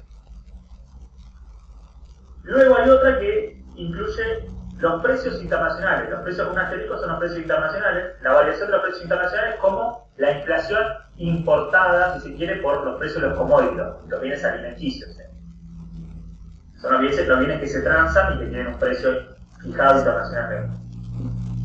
Luego, esta variable tiene el componente salarial, ¿sí?, por distributivo, porque es el salario ajustado por productividad, para que no haya unos problemas metodológicos que no tiene sentido, no tiene importancia discutirlo, pero básicamente es el logaritmo de, cuando se pone logaritmos es la tasa de variación del salario, ¿sí? El salario como un componente de puja distributiva. Y finalmente se pone como un componente que condensa las teorías de inflación por demanda, o las teorías monetaristas, a algo que se llama el gap de producto, es decir, la distancia entre el producto en un momento de tiempo y un producto potencial, ¿sí? ¿Qué quiere decir un producto potencial? Bueno, el producto potencial no se observa el producto, pero se puede estimar en función de sea, reconstruyendo una función de producción, con la dotación de trabajo y capital, uno puede decir, bueno, el producto debería ser este. Que hoy, el producto real esté por arriba o por abajo, me dice cuál es la brecha de producto. Entonces, eso es lo que miran las teorías estas monetaristas para decir hay presiones de demanda o no. ¿Qué tiene de interesante este trabajo? Bueno, demuestra que básicamente esto lo que se puede ver son los coeficientes y cómo impactan, cómo inciden en la inflación. ¿Sí? Cuanto más grande este valor, más incide. Y los asteriscos nos dicen si es significativa esta relación. ¿Sí? Cuanto más asterisco es más significativa. Es decir, un asterisco es significativo, ¿sí?, al 0,05%. O sea, hay un 5% de margen de error. Dos asteriscos me dicen que la probabilidad de cometer un error es de 0,01, o sea, 1%. Y tres asteriscos me dicen que la probabilidad de que esté mal, la estimación es 0,0001, o sea, un 0,1%. ¿Qué vemos? Bueno, que en los dos modelos que se hicieron, el componente inercial, el componente cambiario, el componente de los precios de los bienes alimenticios y el componente distributivo tienen una incidencia muy significativa y alta. Y el componente de output gap, de demanda, no la tiene. ¿Sí? No tiene una incidencia, no tiene incidencia. ¿Sí? ¿Qué quiere decir esto? Que el impacto o la teoría monetarista que nos dice que el impacto del déficit público que incide en presiones de demanda y genera inflación, o la emisión monetaria que genera inflación, no es relevante para la inflación. ¿Sí? Esto es un test estadístico, digo. Podemos estar de acuerdo o no, pero es una metodología aplicada a 11 casos, a 11 países, en un tiempo prolongado interesante. Y luego, lo que muestra esto es que está bueno para cada país la descomposición del impacto de cada una de estas variables en cada año sobre la inflación de ese año. Yo tomé nada más el caso de Argentina, está para los 11 países. ¿Sí? Bueno, un segundito. Bueno, podemos ver cosas interesantes, que por ejemplo, la brecha de producto en los momentos que más incidencia tuvo fue en 97, 98, 2002, 2003, 2004. Pero después, el componente principal es la puja distributiva, ¿no? Acá lo podemos ver, sobre todo durante todos los 2000, es permanente, sistemática. La inercia inflacionaria también, después de los 2000, ahí mencionan que si este trabajo se hizo incluso para sacar, se empieza en el 93, pero si tomamos los años 90, desde los 90, parece que la inercia inflacionaria es mucho mayor. ¿Por qué? Porque veníamos del proceso hiperinflacionario, acá y en muchos países. Precio de las materias primas tiene algo de injerencia acá en los años 2000, que durante el boom, después ya una contribución negativa, no en el 2009 porque tiene un desplome. O sea, tiene una incidencia, pero no es tan alta en la inflación. ¿Sí? Pero lo que vemos es que los principales componentes que explican la inflación son, estos en términos porcentuales, la contribución porcentual de cada uno de estos factores. Es la inercia y la puja distributiva. De acá, lo que hacen es básicamente un promedio de estas cosas, para todos los años. Contribución promedio de las causas de inflación a la variación de la tasa de inflación entre el 90 y 2003. Entonces podemos ver que el Farmas, por ejemplo, tuvo una contribución de 0,5%, ¿sí? Perdón, del 50% promedio. El tipo de cambio tiene una contribución muy alta. Vemos acá, llega hasta 3,5. Igual estoy confundido con cómo está medido esto, pero porque tiene que ver con, porque las contribuciones, recuerden, pueden pasarse el 100%, ¿sí? Porque se ven compensadas por las otras. O sea, cuando uno hace la contribución en distintos factores explicativos a la variación de algo, puede tener que algo contribuye más del 100%, pero es compensado por otra cosa que contribuye de forma negativa. Pero en general el tipo de cambio lo que podemos ver es que incide. La brecha de producto contribuye, pero no mucho, y de forma negativa. Los costos laborales contribuyen mucho, y la inercia muy poquito. O sea, en Argentina en realidad en promedio la inercia no es relevante. porque acá también hay toda una discusión, o sea, hay toda una parte de la perspectiva estructuralista, o los neoestructuralistas, ahí se encuentra Frenkel, Rapet y otros investigadores de acá, consideran que la inercia es un gran problema, entonces lo que hay que atacar es la inercia en general. Bueno, acá podemos ver que la inercia no es tan relevante como la inflación cambiaria y de costo. Y cuando vamos a los 11 países, vemos que los productos de las materias primas son más importantes. El tipo de cambio sigue siendo de lo más relevante también, pero las materias primas fueron muy importantes. Y esto se ve cuando vemos en el resto de los países, en los casos de países, por ejemplo, mineros, o los países más petroleros. O sea, tuvieron otro tipo de, por ejemplo, Venezuela, Perú, Ecuador, Colombia, Chile, etc. Costos laborales también es una variable relevante. Brecha de producto, no, es de la que menos incide, y la inercia también es de las que menos incide. Lo que me faltó mencionar es que, para cerrar ya, ¿no?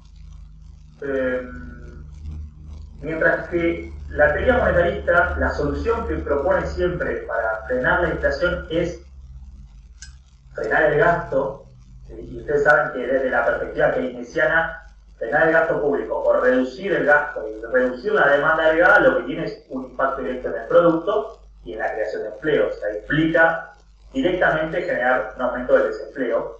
Y entonces su solución siempre pasa por eso. Ellos dicen que es transitorio y que en realidad después se va a ajustar.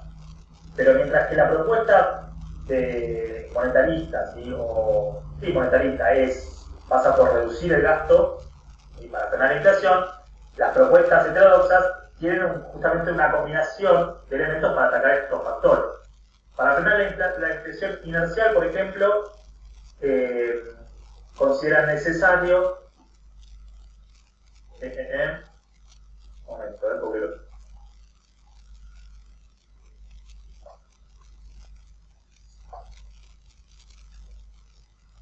o sea, para empezar, la economía, los heterodoxos de este grupo también consideran que mientras que la política monetaria y fiscal tienen efectos limitados sobre la inflación, son instrumentos muy importantes para sostener el nivel de actividad, o sea, lo opuesto a lo que dice la teoría monetaria.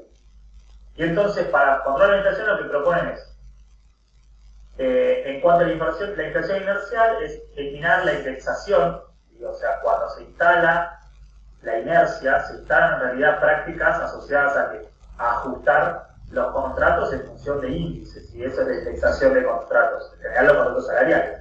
Entonces, una manera es ir desindexando, o bajar ese efecto.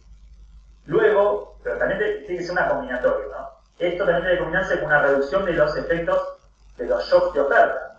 ¿Cómo? Los shocks de oferta nos referimos a shocks en el precio de las materias primas y demás. Control de precios combinado con un control cambiario que también limite los shocks cambiarios. Y por último, ¿sí?, en algunos casos también se habla de la idea de pactos sociales para aplacar el conflicto distributivo. No es algo que haya funcionado acá históricamente, pero es algo que sí ha funcionado en otros países. ¿Sí? Por ejemplo, Irlanda o Israel. Y entonces, por ende, como corolario, la estabilización inflacionaria de la heterodoxia se basa más en políticas de ingresos, o sea, la realidad definitiva es regular el conflicto distributivo, cuánto se lleva a cada parte de la torta, mientras que las políticas de austeridad, que son las políticas que caracterizan a la visión monetarista, ¿sí?, o neoclásica, pasan por desacelerar el crecimiento y crear, lo cual tiene desde la perspectiva keynesiana un rápido impacto en el producto, el nivel de actividad y el trabajo. Bueno, con esto hemos finalizado, o por lo menos he finalizado. Muy buenos, muy Excelente. interesante estuvo. Y deja muchas cuestiones, suponete yo, en este tiempo vengo pensando en el gap que hay entre el tipo de cambio, y ahí también habría que ir sobre eso, por ahí te lo voy a encargar, de que trabajes. ¿Cómo se resuelve el gap que hay entre, es un overshooting para mí casi con seguridad, digamos, el tipo de cambio blue o paralelo, que en definitiva determina los precios en la economía real, que no se basan en ese cambio, y entonces ahí te surge una visión del tipo de cambio hacia adelante. Y cuando vos mirás una versión del tipo de cambio hacia atrás, miraba Marina del Folleto y algunos cuantos videos vi estos días, miran para atrás y dicen que el tipo de cambio oficial no está tan atrasado, estaría atrasado un poquito nomás. Te digo, es un tipo de cambio de 80, entre 80 y 81 pesos, sería un tipo de cambio de equilibrio con alta competitividad de la economía, pero cuando vos mirás, ¿qué miramos todos? Inclusive yo mismo, con mi acción diaria, vos mirás que ese gap de ahí, digamos, eso genera una tensión en la economía que es tremenda. Y además, como vos decías recién, ese tipo de cambio no sé cuál será, debe ser el tipo de cambio oficial, y no un tipo de cambio tensionante que haría que ese factor que para ese estudio está muy bien explicado, ese factor determinante, acá sea más, porque la verdad que si no hay una medida, el gobierno está tomando algunas, pero si no hay una medida de controlar esas expectativas desbordadas hacia adelante, estamos con una complicación muy fuerte, porque vos decís, bueno, no interesa porque el mercado ese es chico, anda poca gente, pero empieza a generar muchas tensiones, por ejemplo, la compra del dólar de ahorro, si va a seguir o no va a seguir, porque ya ahora van a ser como 1.000 millones de dólares, que prácticamente se come todo el superávit comercial que venimos teniendo mensualmente. O sea, muy interesante, muy buena. Y la otra cuestión que me ando dando cuenta, pero que no le encuentro la forma, es qué pasa con la economía informal, que se maneja con otros cánones. ¿Qué pasa con la economía digital y que viene poco pero manejando, que son otros cánones que no tienen nada que ver, pero la informal, que ya existe, decíamos con Silvia el otro día, y ella presentaba el trabajito que hizo, donde a partir de los datos que surgen del IFE y a partir de los datos, ¿cómo se llama?, de otras cruces de variables, nos da que los trabajadores informales son casi más que los trabajadores formales, con lo cual hay un desdoblamiento de los mercados laborales. ¿Y cómo resuelve esa puja que no está no sé si está censurada adecuadamente la política? No, sí, sin duda, el tema del empleo está estimado, pero como toda estimación, sobre todo de algo tan, como es, de algo tan grande, debe tener un sesgo muy grande, ¿no? O sea, ¿qué quiero decir? El empleo a nivel sectorial está estimado, el empleo negro, ¿no? El empleo informal, en la EPH en función de, la producción de cada sector. Se dice, asumiendo que los costes, o sea, que los coeficientes técnicos del sector son tales y por lo tanto requiere tanta mano de obra, ¿cómo se dice?, establecimiento, y teniendo tantos establecimientos, podemos decir, que el empleo más o menos es 7%, ¿no? Pero como todos los información, o sea, no. Y la otra, ¿sabés qué me hace acordar? Que también le podía dar un repaso, y también para comentarle a los chicos. Hace muchos años, Silvia, ¿te acordás que usábamos el modelo de corto plazo y de mediano y largo plazo de la CEPAL? Que son con ecuaciones logarítmicas y que me hace acordar en gran parte. Lo que pasa es que ese modelo está muy sesgado para Chile. Cuando vos decías, las materias primas en nosotros tienen poco que ver, yo en lugar de ponerlo como países productores de materias primas, lo tenía a la inversa. Como decir, países receptores de materia prima. Entonces la enfermedad holandesa, cuando aumenta el petróleo, para Chile, para Bolivia, para Paraguay, para todos los países no productores de petróleo, es una incidencia notable. Y eso se ve ahí en tu cuadrito, ¿viste? Cuando vos decís materia prima en Argentina no es tanto. En Latinoamérica es una incidencia mucho mayor. En el caso de la inflación, yo lo asociaba más a países receptores de commodities que a países, como vos lo dijiste en tu evaluación. Como Venezuela también manda petróleo, pero necesita comida. Entonces ahí tenés una transacción interesante. Ahí estoy chusmeando, pero tenés los países, ¿sabés? ¿Dónde? Yo, de precio era. Si te parece, perdón, exactamente, sí, perdón. En Bolivia es el elemento central, el precio de las materias primas. Claro. Ese era el modelo de la CEPAL, y en general el modelo de la CEPAL para ver eso estaba muy chilenizado, ¿no? Muy asociado a Chile. Nosotros lo hablábamos en el sentido que por ahí como la CEPAL está en Chile, su sede sudamericana, como los economistas hicieron algo más parecido a Chile, que después fue replicado hace muchos años por la UBA con su plan, que no me acuerdo cómo se llamaba. Fénix. El plan Fénix. Entonces nosotros en un momento usábamos eso, después lo dejamos de usar, no sé, fue desapareciendo de nuestro... Pero sería interesante volver a verlo porque es un Excel, le cuenta a todos los demás, donde uno puede jugar como si fuera ministro de Economía. Y con esta mirada de la inflación que nos ha dado, se puede comprender mucho más que hay adentro del modelo. ¿Se acuerdan cuando nosotros decimos, bueno, este modelo con todas las ecuaciones y le ponemos un número con Alejandro Jones o como lo damos acá con Silvia, 1, 2, 34, bueno, este otro modelo tiene muchas más ecuaciones, son como 70, tiene una composición de las ecuaciones que es bastante diferente, pero está muy interesante referido a cómo consideran cada uno de los temas. No sé, consumo, una proporción general a consumir de corto plazo y otra de mediano y largo plazo, la inflación la toman logarítmica así, y un modelo que yo no lo tenía teóricamente, pero que lo voy a volver a revisar, que lo que tengo es que los logaritmos en la inflación, en definitiva lo que hacen es las variaciones, como decías vos, de distintos componentes. No sé si tan precisos como la ecuación esta que han hecho los muchachos estos de latinoamericanos para la CEPAL, pero muy interesante. La verdad que te felicito, muy bueno. No sé si hay alguien más a consideración. En relación a lo que decís, César, si mirás, por ejemplo, el resto de los países, en Bolivia, en Chile y en Colombia, y bueno, en Ecuador, en la mayoría, el precio de las materias primas es central. Y en cambio, en Paraguay, bueno, en Perú ni hablar, en cambio en Brasil, en México y Argentina, no pega tanto el precio de las materias primas.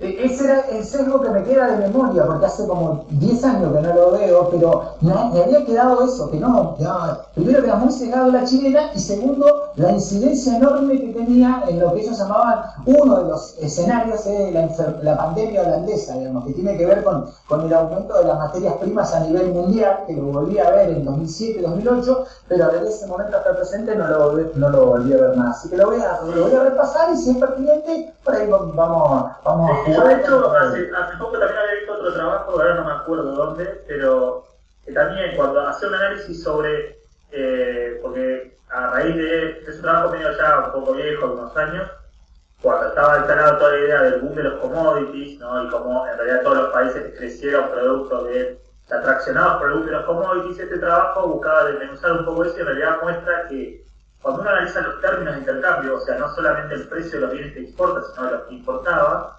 ¿sí? Y ese ratio, ves que hay países que no tuvieron un impacto muy fuerte en los términos de intercambio, como Argentina, por ejemplo.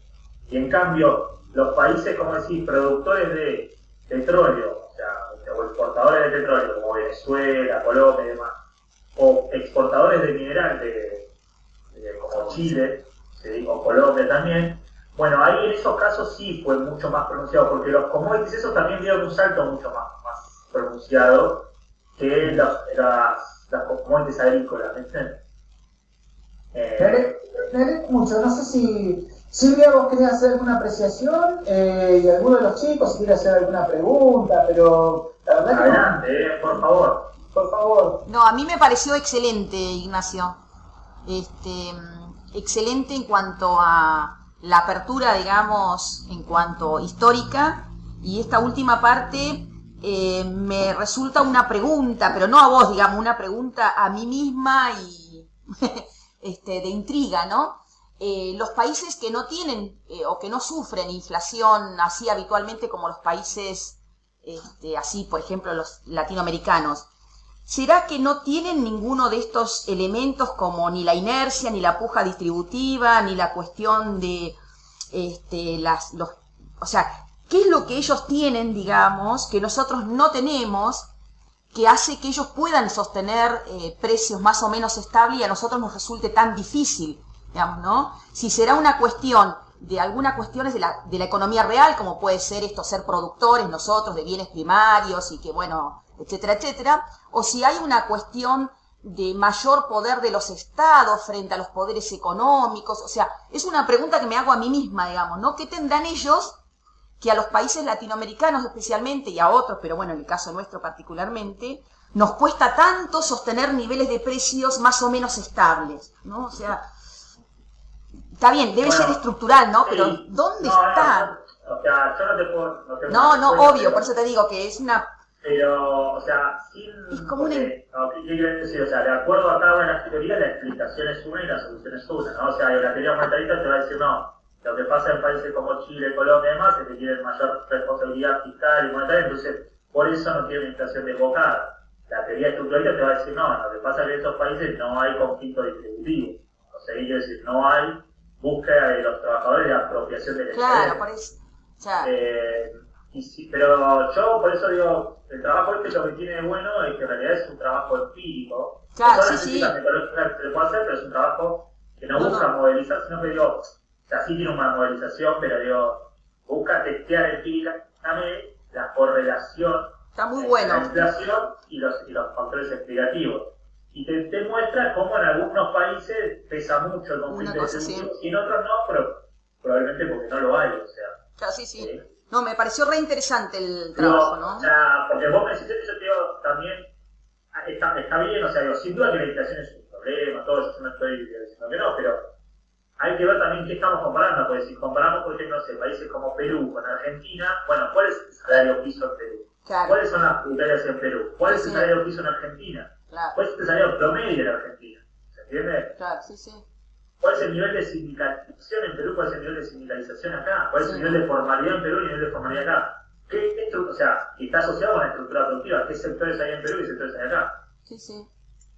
Muy interesante el trabajo. En Perú no hay inflación porque no hay precios desde la perspectiva estructuralista, en Perú no hay inflación porque no hay puja. No hay puja distributiva, claro.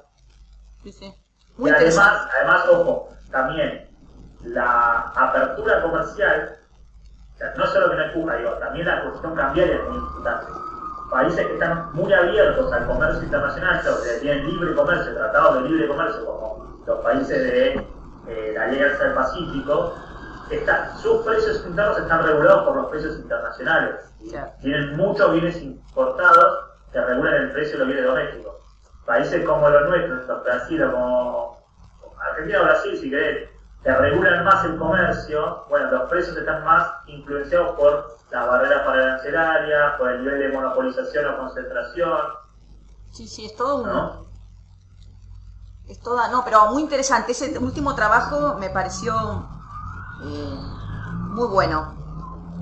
La recuperación de... Me pareció que está bueno y que justo encajaba también con esto. Sí, que te da una explicación de todas las cosas que influyen y bueno, esto que vos estás planteando, la diferencia entre los distintos países, ¿no? Y dónde estamos nosotros y cuáles serían nuestros problemas estructurales, particularmente para Argentina, que no son los mismos, como vos dijiste recién, de los otros países, digamos, ¿no? O sea, esto de no se puede copiar necesariamente recetas, sería. Tenemos nuestros propios problemas, nuestras propias individualidades. Sí, de hecho, también hace poquito también vi un trabajo que estaba bueno de políticas de estabilización en contextos de alta inflación. Estaba bueno porque justamente hablaba de esto que decís vos. Bueno, ¿qué hicieron los países? Si ves que todos los países que controlaron altas inflaciones o procesos de hiperinflación hicieron cosas distintas, claro. Muy distintas. Sobre todo, o sea, hubo una combinación de políticas, ¿no? Sí. Y eso también está bueno, ¿no? O sea, sí, que no se puede copiar recetas, digamos, o sea, porque ya culturalmente somos distintos, ya tenemos, no solamente estructuralmente somos distintos, sino que culturalmente también somos distintos como argentinos, digamos, en este caso en particular, que hace que, qué sé yo, lo inercial por ahí nos pegue más a nosotros que quizás a otros países no les significa tanto, y por ahí a nosotros eso es importante, o la cuestión, ¿no? Las pujas distributivas. sí, bueno, lo que mencionas César también siempre, que es el tema de la función de las expectativas. Claro, sí. No es lo mismo el empresario acá que el empresario en Israel, en Chile y demás, que están atravesados por un montón de cosas, ¿no? Digo, justamente sin calificar a la persona empresario, sino la actitud del empresario en un contexto determinado, histórico, institucional, que se ha atravesado por regulaciones, normas, pautas, etcétera, como decís. Bueno, son distinto. Sí, yo siempre comento una anécdota que para Silvia ya es repetida, pero en un momento me contrata a Cara, que yo les coloco a ustedes estos días la venta de automóviles en Argentina para hacer un trabajo en toda la Patagonia. Entonces yo fui a exponer 3 veces allá. Y cuando iba a exponer, iba con una idea, es decir, la sofisticación, yo creaba una sofisticación como tu ecuación para determinar los precios de los automóviles en Argentina, ¿no? Y la primera vez fue como todas las relaciones medio fría, ¿no?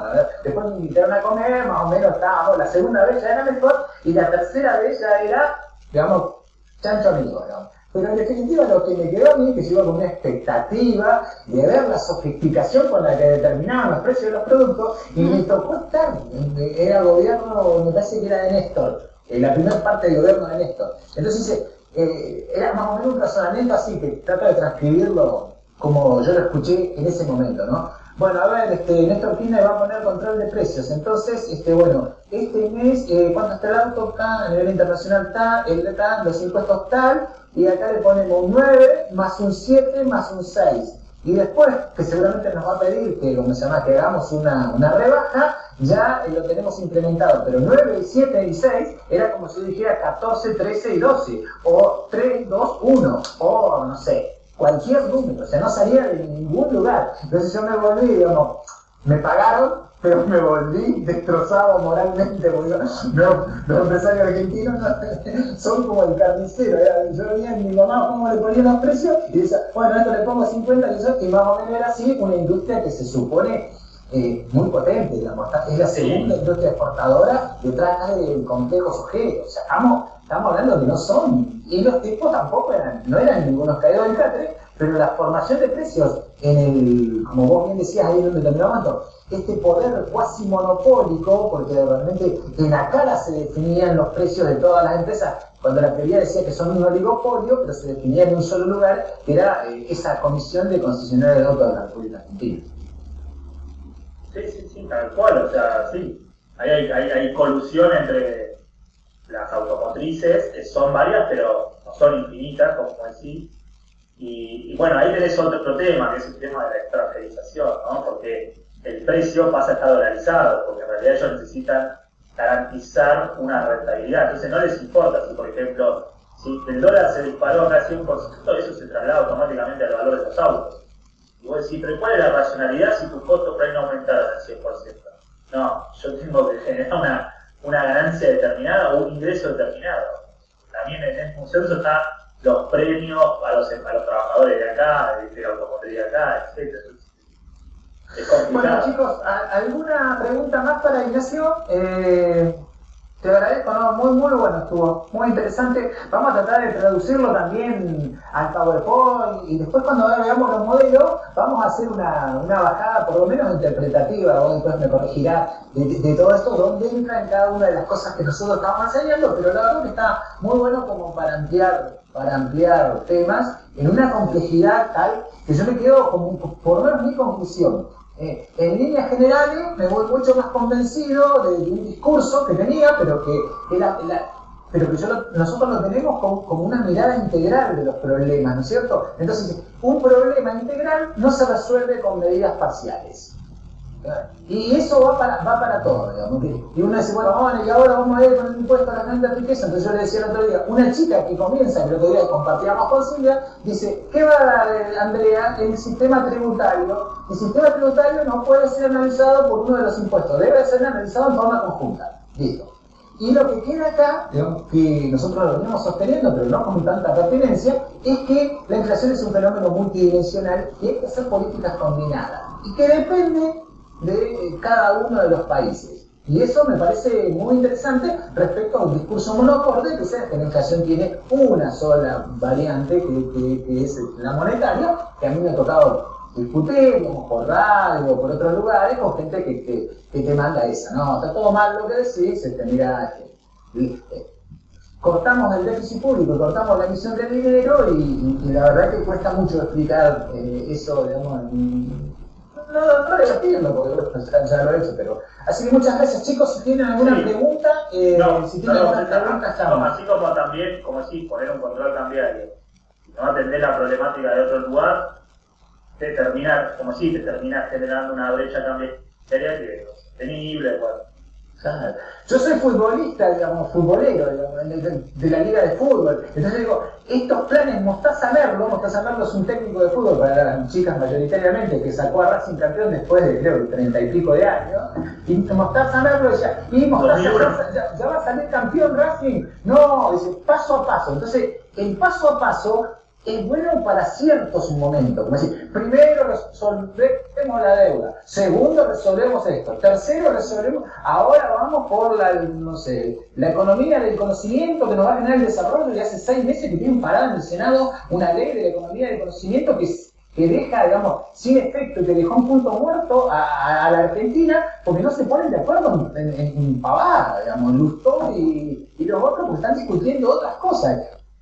Y eso que generaba, no sé, 7.000 millones de pesos, y realmente que es algo que nos da mucho capital a nosotros. Entonces, paso a paso para mí no existe en la política. Hay que tratar de resolver toda la mayor cantidad de cosas todas al mismo tiempo. Cuando dice, vamos a solucionar el problema, no sé, del déficit público del año que viene, en función de cosas, y vos esperás que recaben 300.000, y el déficit estimado de este año va a ser 1,5 millones de pesos, 1,4, y el déficit del año que viene va a ser, no sé, 1, pues sí, con 300.000 sí, solucionamos algo, pero no solucionamos el problema. Es un problema de discusión política, falta integralidad. Hoy también me preguntaban por lo que pasó. ¿Qué pasa que Alberto les saque a la provincia de Buenos Aires la coparticipación? No es un tema nuestro, sería más de finanzas públicas, pero realmente nos saca la coparticipación a la provincia de Buenos Aires, como Macri se la puso, porque no hay una ley después de la Constitución del 94, tenía un año para generar una estructura legal que fuera, y desde el 95 hasta el presente, que ya son, no sé, 35 años,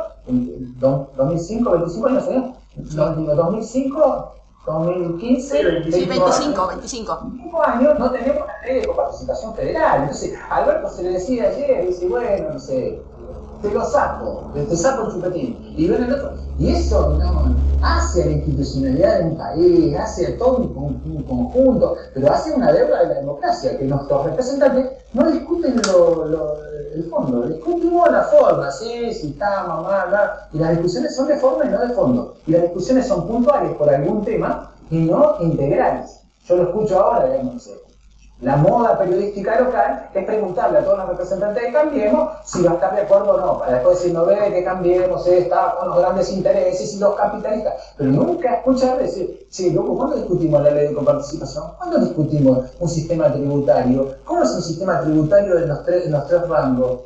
No hay discusión de fondo, si nosotros discutimos formas, pero así no va. También podría ser eso otro elemento de ver, digamos, la institucionalidad argentina es de bajísima calidad, entonces realmente si no discutimos fondo, y bueno, vamos, en algún momento lo vamos a tener que discutir. Así es, bueno, gracias, muy bueno, después te paso lo de Chile, lo del modelo cepaliano que usábamos con Silvia hace algunos años, y nada, chicos, ¿tienen alguna pregunta? Y si no, bueno, ¿cuándo seguimos? El próximo lunes seguiríamos. El lunes. Sí, yo les voy a encargar algo, puedo encargarles algo a las chicas, porque somos todas chicas acá, lo lamento por ustedes dos. Vayan agregando ahí, yo hoy estuve mirando el Google Doc que compartimos, vayan agregando cositas, vayan agregando si encuentran un gráfico interesante, porque nosotros estamos haciendo un estado de situación en forma de un PowerPoint, digamos, pero siempre se aceptan aportes solidarios, entonces ahí también cada grupito tiene un espacio donde si encuentran algún informe interesante o quieren ir armando un PowerPoint, lo pueden subir y lo compartimos y después lo unimos todos en una sola presentación. Es un aviso a la comunidad, sería. Y Silvia, nosotros tendríamos que hacer, ayer estaba que me metía mano ya algo, pero por ahí el fin de semana podríamos meterle mano con más o menos orientativo de cómo está, digamos, qué sé yo, con esa mirada a la deuda, con la otra mirada del producto, esto que mirábamos recién, más evolutivo y más hacia el futuro, como con estos indicadores físicos. Yo, aunque sea, no sé, el sábado le voy a meter un poco de mano, no tampoco mucho para no hacer todo el tema, pero nosotros estamos trabajando todas estas cuestiones de lo que escribí hoy, de lo que puso Silvia el otro día, todo esto ya está metido en un PowerPoint y a la espera de que algo vamos a poner y ustedes traten de poner algo así el día lunes. Podemos seguir con esa tarea una parte del tiempo y la otra parte del tiempo trataremos de recuperar esto que vio Ignacio y armar, digamos, de ir de atrás hacia adelante. Así que yo estoy, para mí está bien, así que bueno, si no queda otra comunicación, nos vemos el día lunes. Yo, 2 horitas más va a estar el video ya armadito y cargado en el aula, igual les aviso por el chat que compartimos cuando esté disponible. Gracias chicos, entonces. Excelente. Gracias Ignacio, gracias Silvia. Gracias. Muy buena, muy bueno, excelente Ignacio. Chao, chao. Saludos, chicos. Chao. Hasta luego. Chao, nos vemos.